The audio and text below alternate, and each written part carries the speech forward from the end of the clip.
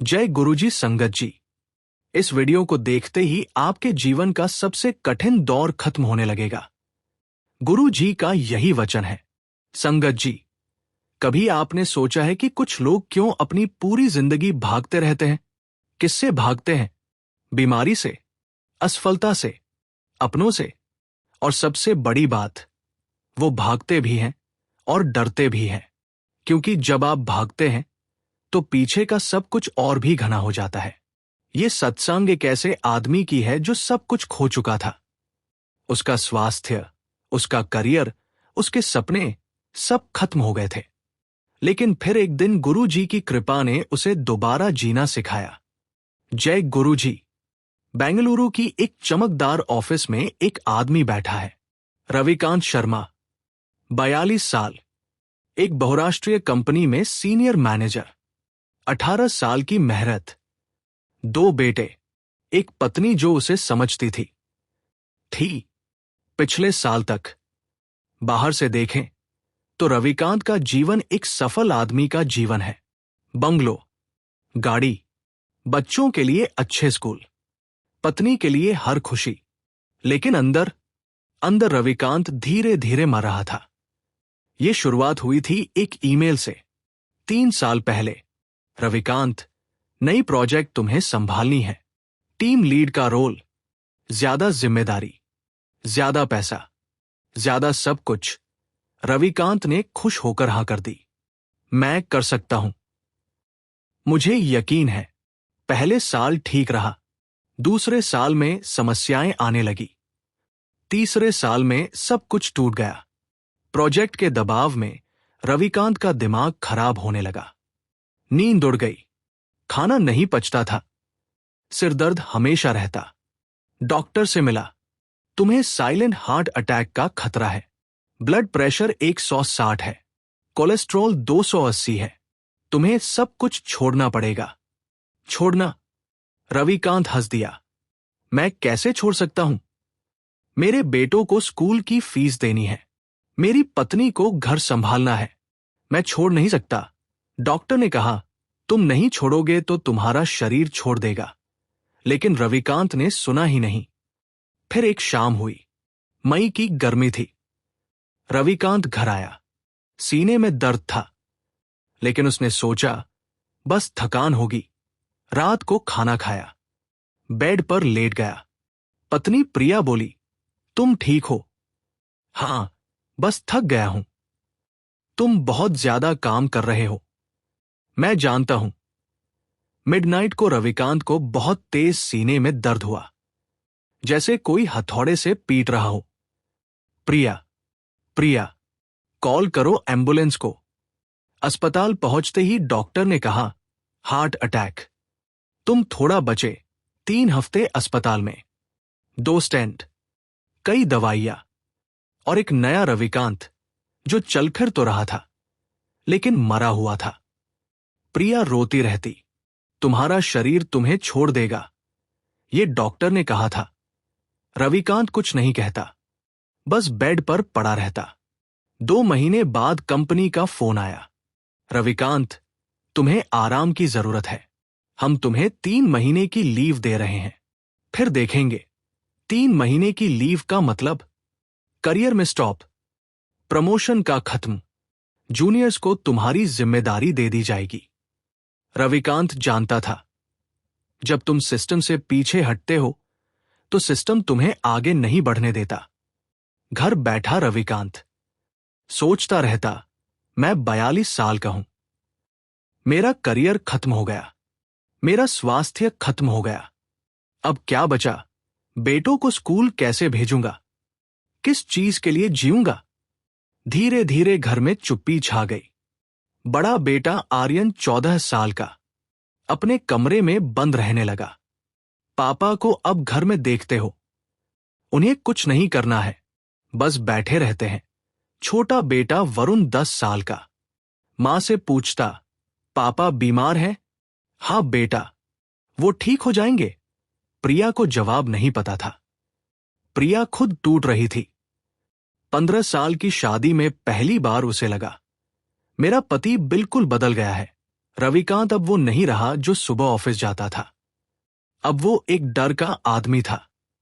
डर की फिर से हार्ट अटैक आ जाएगा। डर की करियर खत्म हो गया। डर की परिवार उसे छोड़ देगा। एक दिन प्रिया बोली, तुम डॉक्टर से मिलते हो? हाँ। और क्या करते हो? बस बैठा रहता हूं। तुम्हें कोई सपना नहीं है? कोई लक्ष्य नहीं है? रविकांत ने कोई जवाब नहीं दिया। 6 महीने बीत गए।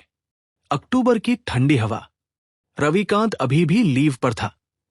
कंपनी से संकेत मिल चुका था। तुम्हें डेस्क जॉब ऑफर कर रहे हैं। कम सैलरी, कम जिम्मेदारी, डेस्क जॉब, यानी करियर की कब्र में उतार दिया गया। रविकांत उदास था, अंदर से टूटा हुआ। तभी एक दिन प्रिया का एक सहेली आई, सीमा आंटी, दिल्ली से। सीमा को एक आश्रय दिल्ली में था। चाय पीते हुए सीमा बोली, प्रिया, तुम्हारा पति ऐसा क्यों उदास रहता है? ये कोई बीमारी नहीं, ये अंदर का खालीपन है। प्रिया ने सारी बात बता दी। स्वास्थ्य, करियर, सब कुछ। सीमा सुनती रही, फिर बोली, मैं तुम्हें एक जगह ले जाऊं। कहां? दिल्ली, गुरु जी का मंदिर। वहां मेरा एक भाई है, और वहां चमत्कार होते हैं। चमत्कार? प्रिया ने हंसते हुए कहा, आजकल कहां चमत्कार होते हैं? तुम आओ और देखो। प्रिया ने रविकांत से बात की। एक बार दिल्ली चलते हैं। रविकांत ने मना कर दिया, मैं ट्रेवल नहीं कर सकता। डॉक्टर ने कहा है, बस 2 दिन। प्रिया, मैं नहीं जा सकता। लेकिन प्रिया ने हार नहीं मानी। तुम चले जाओ, बस मेरे साथ। कुछ दिन बाद रविकांत सहमत हो गया। प्रिया और रविकांत ट्रेन में बैठे, दिल्ली जाते हुए।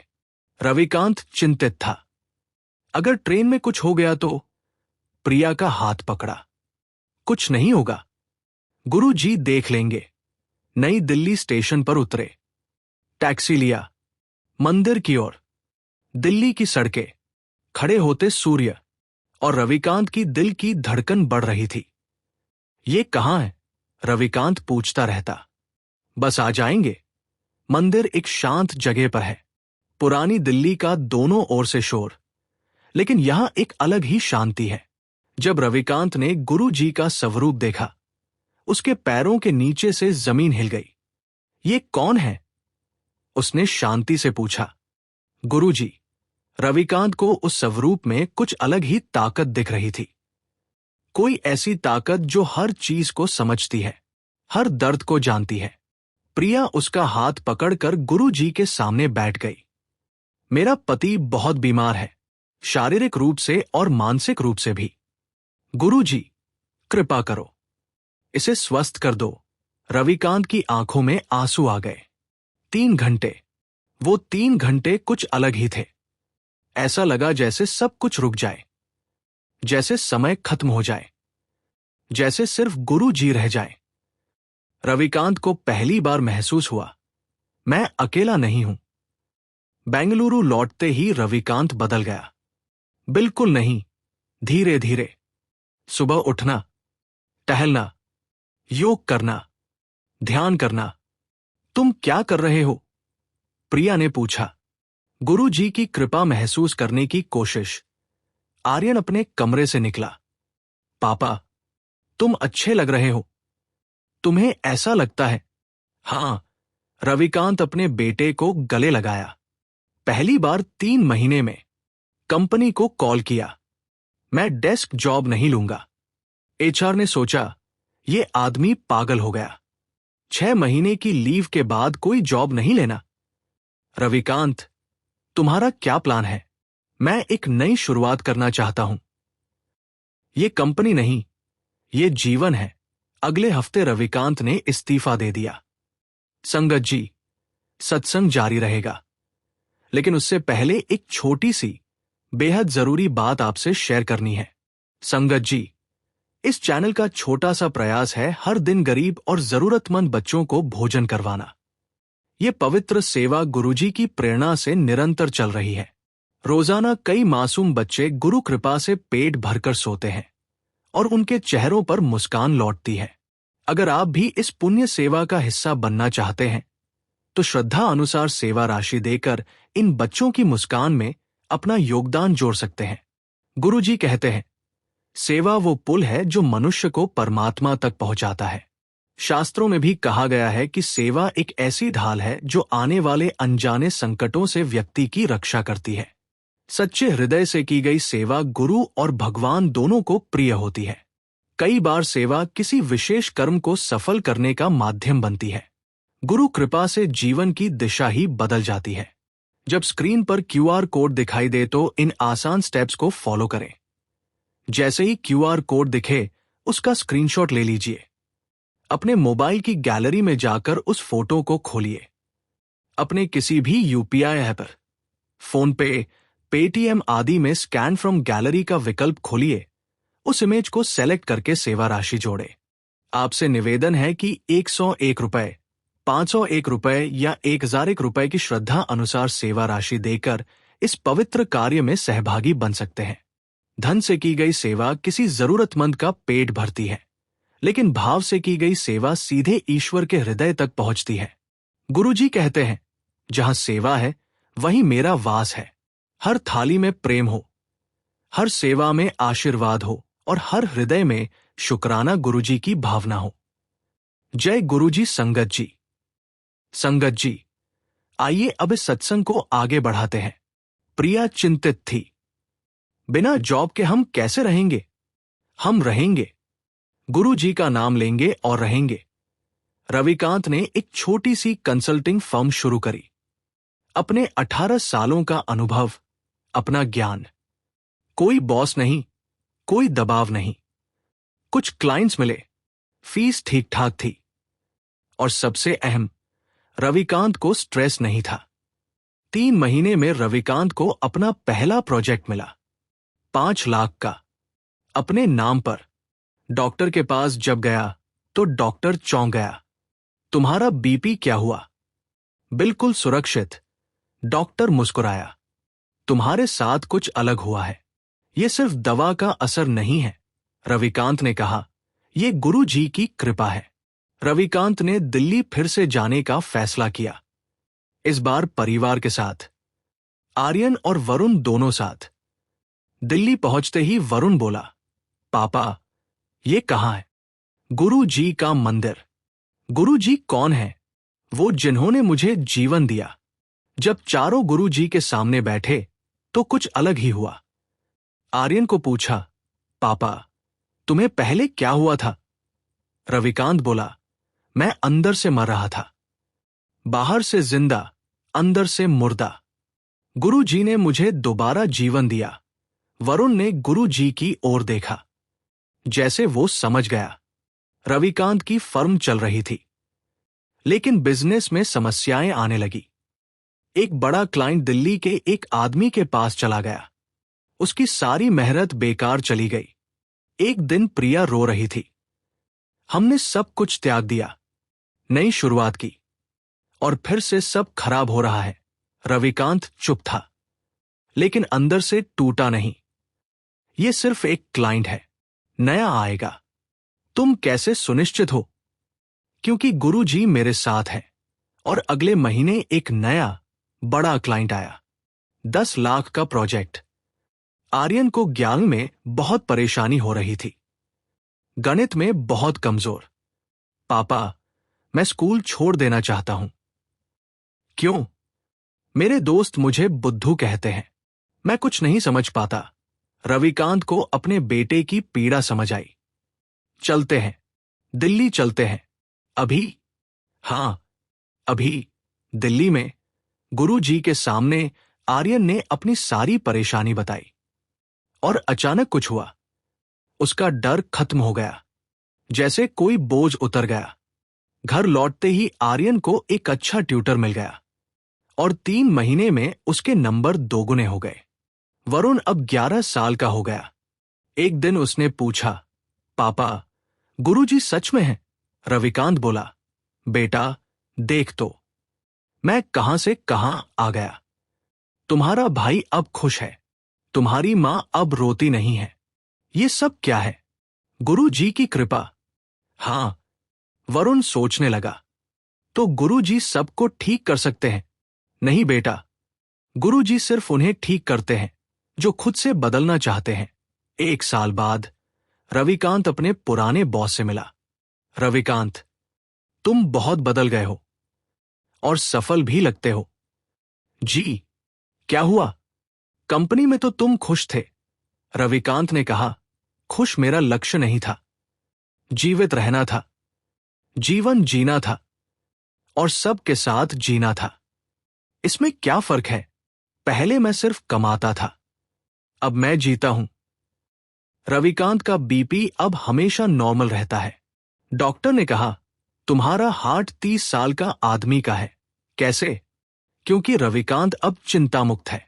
हर सुबह 5 बजे उठता है, योग करता है, ध्यान करता है और गुरु जी को याद करता है। रविकांत की कंसल्टिंग फर्म अब काफी बड़ी हो गई है। पिछले साल 50 लाख की आय हुई और अगले साल का टारगेट 1 करोड़ है।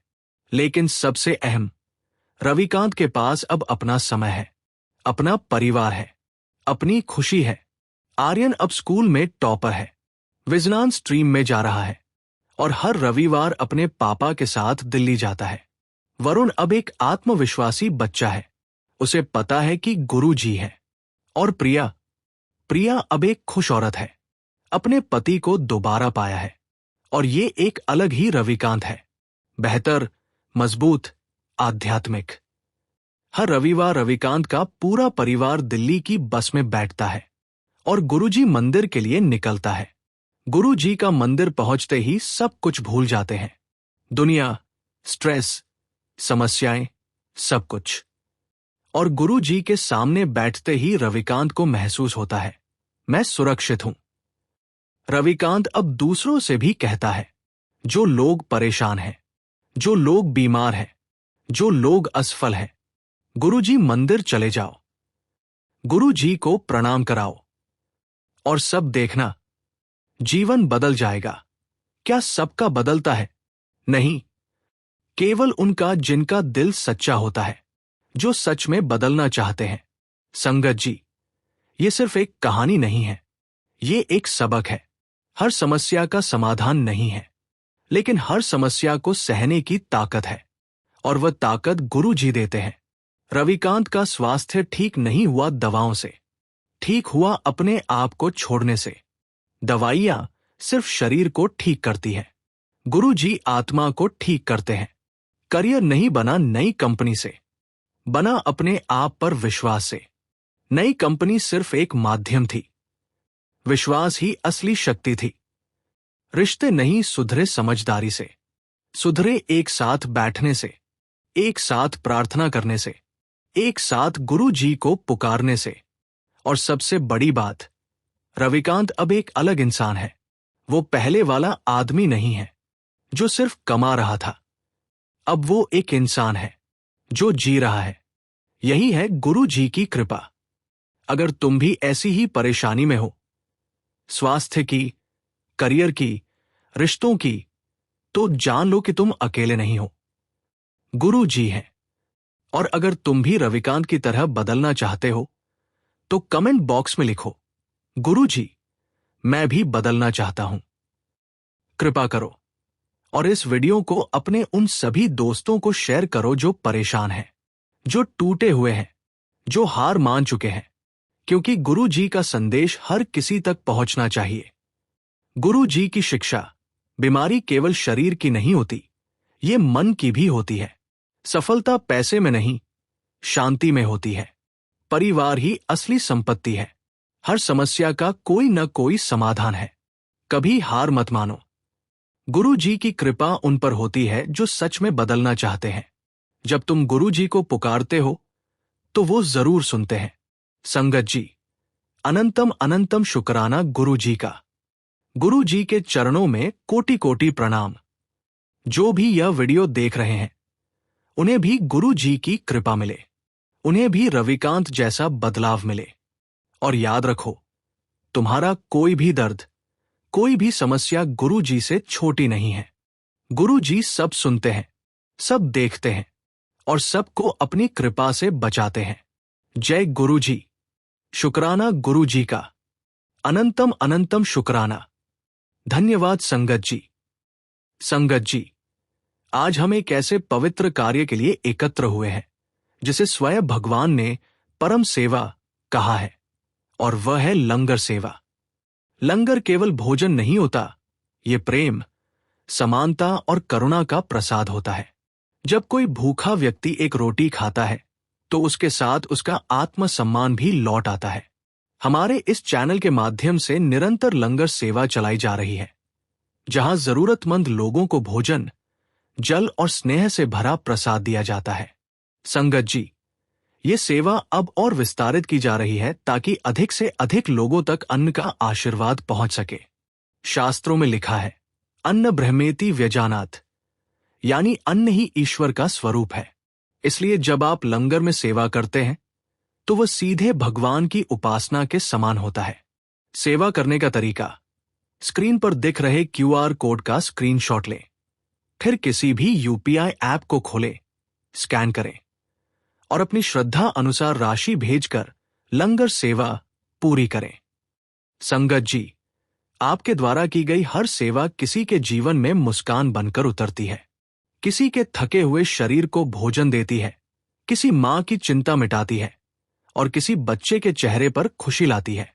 ये सेवा केवल अन्न वितरण नहीं, बल्कि कर्म योग है, जहां आप अपने प्रेम और श्रद्धा से किसी की भूख मिटाते हैं। आइए, आज हम सब मिलकर इस लंगर सेवा में जुड़े और अपने हिस्से की भक्ति को कर्म के रूप में व्यक्त करें। सेवा में जो संतोष है, वह किसी और साधना में नहीं। अनंतम शुक्राना। जय गुरु जी।